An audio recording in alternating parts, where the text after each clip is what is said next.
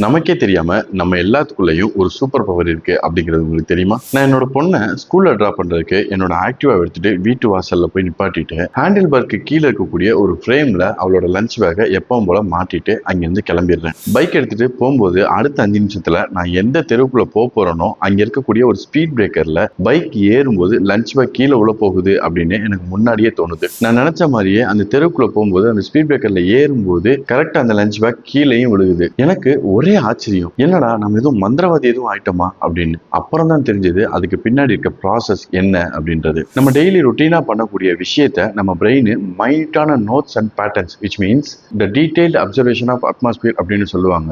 நமக்கே தெரியாம அதை கேப்சர் பண்ணி வச்சுக்குமா. இதைத்தான் சப்கான்சியஸ் பேட்டர்ன் ரெகக்னைசேஷன் அப்படின்னு சொல்றாங்க. ஸோ அந்த இடத்துல இருந்து நான் பைக்கை ஸ்டார்ட் பண்ணி போக ஆரம்பிச்சா அடுத்த நிமிஷம் கரண்ட் ப்ராசஸை ப்ரீவியஸ் எக்ஸ்பீரியன்ஸோட, அதாவது பிரெயின் எடுத்து வச்சிருக்க அந்த டேட்டா கூட சேர்த்து கம்பேர் பண்ணி பார்க்குது. ஸோ அன்னைக்கு நான் போகும்போது அந்த லஞ்ச் பேக்கோட வெயிட்டோ இல்ல அந்த லஞ்ச் பேக்கோட பொசிஷனோ இல்ல நான் போன ஸ்பீடோ ஏதோ ஒண்ணு அந்த டேட்டாவோட மிஸ் மேட்ச் ஆயிருக்குது. ஸோ நீ இப்படியே போன அப்படின்னா அந்த இடத்துல வரக்கூடிய ஸ்பீட் பிரேக்கர்ல வண்டி ஏறும்போது லஞ்ச் பேக் கீழே விழுகும் அப்படிங்கிறத பிரெயின் என்கிட்ட முன்னாடியே சொல்லியிருக்குது.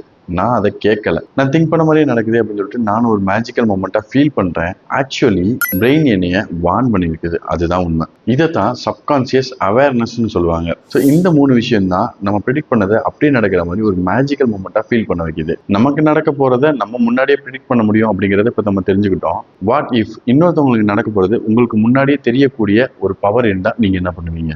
உனக்கு உண்மை தெரிஞ்சு போச்சு, உன்னை விடக்கூடாது. இன்னொரு பாயாசத்தை போட்டுற வேண்டியது.